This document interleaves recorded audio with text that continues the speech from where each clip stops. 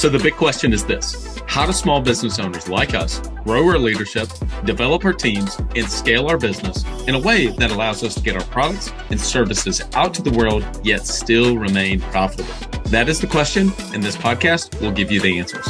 I'm Bradley Hamner, and this is the Club Capital Leadership Podcast.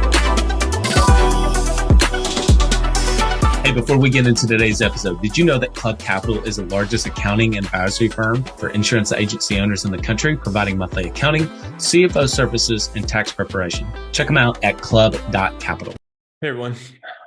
So I was talking to a business owner today, and I was asking him around what were some of the challenges that he faced in his business. And the very first one that he mentioned was, I really don't know exactly how to be able to grow and scale my business. Specifically, he said, I'm not really sure exactly how to be able to scale.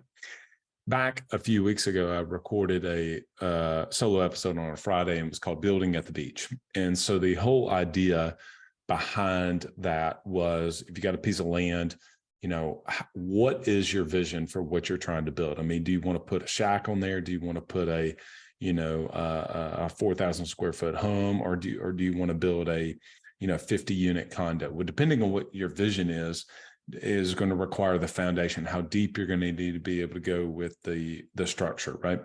And so I wanted to share somewhat of a similar idea.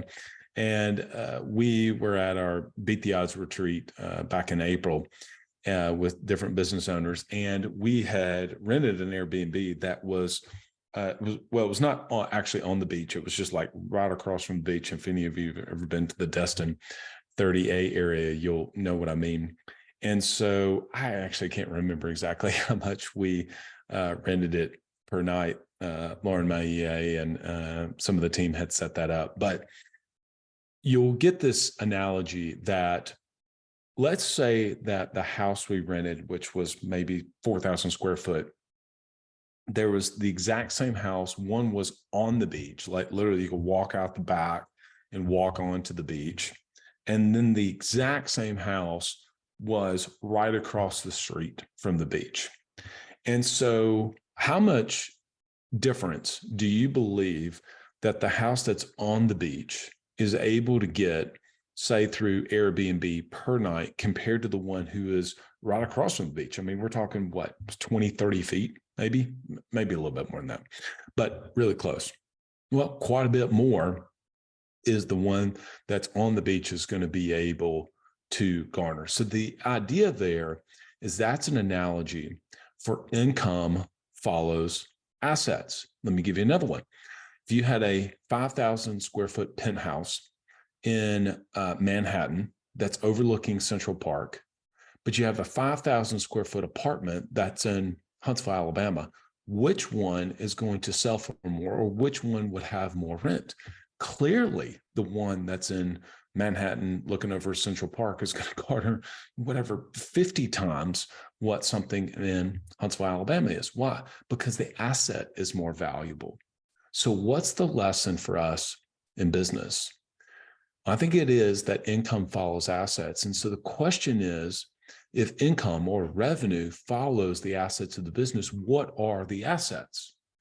And the one thing that many of you may be thinking about is, oh, well, the assets are my team. My team is my greatest asset. And I'm not necessarily going to disagree with you, but I do want to kind of encourage you to think in terms of not just your team being the assets, but specifically the operating system that you build for your business and all of the playbooks that you have. So today I was on the phone with an incredibly, very, very successful entrepreneur and business owner. He has got two businesses. They are both absolutely, truly crushing it. They do combined close to $5 million in top line revenue. They're both very profitable. The cultures of both businesses are just absolutely outstanding. He's got leadership teams in place. I mean, he really is doing a tremendous amount of good. And one of the things he said that he does so well, and he really enjoys, it actually gives him energy, is whenever he is actually training his team. And I said, it would have been easy to go like, oh, okay, yeah, it's great. Continue to do that. But I started to poke around to kind of get an idea of like, what does that actually look like? Is that whenever he's listening in on a sales call for somebody? I mean, what does he actually mean? What's this a specific example? And he was like, well, it's morning whenever I'm teaching a specific play that we run, and being able to get feedback. And then I'm setting up some general role plays, and I'm giving them some feedback on how to do that. And we're going through, so it was basically, in this particular case, it was some sales training, and he really gets a lot of energy out of doing that. And I asked him a question. I said, do you record those? And he said, no, I don't. And even by just asking him that question, did he record them? He was like, man, I think I probably should do that. Now, this is somebody who, he knows the value of creating playbooks. Those plays that he mentions are in documents.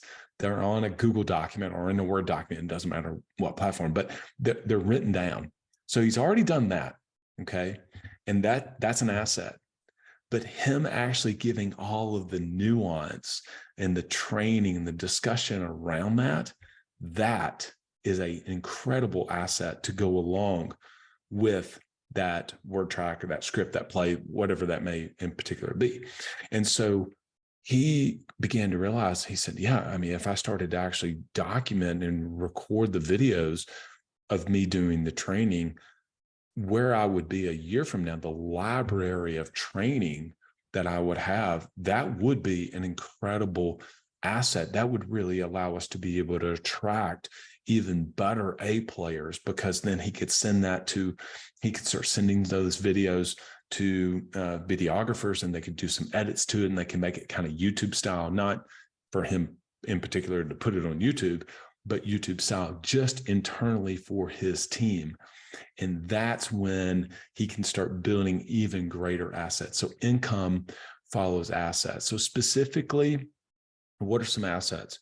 The training that you do every single time, as much as possible, whenever you're doing some sort of training for your team, record that, even if it's the voice memos on your phone, recording that and capturing those things. Okay. That's why I love to be able to do as much as possible Zoom calls, and I just record all of them. Just today, I was on a kickoff call with a client. It was on Zoom. We recorded that, sent that over to Lauren. I said, Lauren, will you watch this video and go in and create the playbook that goes along with the context of this new kickoff call thing that we were doing. And she's going to create the playbook that's going to look exactly like all of the other playbooks that we have. Now that becomes an asset to the business. I think I told the story in a separate session around my very first EA, and how I didn't do any of this. And I gave them the context of setting appointments and, them walking back. And then whenever she left a year later, all of that IP and all that intellectual knowledge walked out the door with her. And I was completely starting from scratch. And so I think we get the idea of, I'm not the first to say, have a good team and develop systems and processes. That's not new to anybody, but maybe just allowing yourself to start thinking of them as assets to the business. And even if you have a business that you're not able to sell, okay, so you've got a business that does, $750,000 in top line revenue, but, really by the nature of that business, it's not really sellable. Ironically, the same thing that makes a business sellable, where somebody would be willing to buy it, is the exact same thing that allows you to be able to scale that business. And that's what I shared with that business owner I talked to this afternoon. So income follows assets. The more assets that you're able to build, the playbooks, written down, and then if you can add in videos where you've actually trained on that asset, that is whenever you create enterprise value for that business, that if you do have a business that you're able to sell, and some of you have multiple businesses at some point, the more that you can continue to unpack the intellectual property in your own head, capture that down in documents along with video formats, you'll be able to grow and scale your business. Hope this served you. All right. Till next episode, lead well. Ambition is the first step towards success. It's time to level up your agency. And Coach P Consulting will help you do just that by using the same strategies he used to sell over 700 life insurance policies in 2021 alone. Now, this is not your regular one and done type coaching. You'll get personalized coaching 2 days a week, every week of the month, and you'll get a live look behind the scenes of his team training and an office that's performing at the highest level. There's a reason Coach P Consulting is the fastest growing coaching company for insurance agency owners in the country. Coach P will train your team alongside his own and show you the exact steps they're taking to achieve Chairman Circle, exotic travel, and multi-line presence club, and be one of the few agents to be selected to have a third office. So whether your goal is to be at the top of your local market or amongst the best in the country, this training will give you the strategies and the tactics to get there. For just $250 a month, you'll get high-level coaching each week from someone who is already getting it done at that level, and his strategies work, and it's time to put them to work for you. Sign up at CoachPConsulting.com and get your first full month for free when you mention the Club Capital Leadership Podcast. Are you an agency owner looking to grow your revenue, increase your bottom line, and better manage your taxes? Club Capital is here to help. Club Capital is the largest accounting and advisory firm for insurance agents in the country, providing monthly accounting, tax strategy, and CFO services. Way more than bookkeeping and your everyday run-of-the-mill tax prep, Club Capital is focused on providing financial and tax advisory services that help you plan and forecast your agency's performance. Their financial dashboards and agency forecasting tools help you better understand your agency's historical performance, create and measure future targets, and see how your agency compares to your peers around the country. Imagine what it would be like to understand the impact to your bottom line when deciding to hire a new employee, or forecast the impact rate changes or commission rates will have on your business. With over $200 million in tracked annual revenue and $140 million in tracked annual expenses, Club Capital has the data and the team to help you make better informed decisions for your agency. They will help you turn that back office stress into the backbone of your agency's success by giving you the tools to take your agency and your leadership to the next level. Visit club.capital today to book a solution overview with one of our business consultants. Club Capital, way more than a CPA firm. So the big question is this: how do small business owners like us grow our leadership, develop our teams, and scale our business in a way that allows us to get our products and services out to the world, yet still remain profitable? That is the question, and this podcast will give you the answers. I'm Bradley Hamner, and this is the Club Capital Leadership Podcast. Hey, before we get into today's episode, did you know that Club Capital is the largest accounting and advisory firm for insurance agency owners in the country, providing monthly accounting, CFO services, and tax preparation? Check them out at club.capital.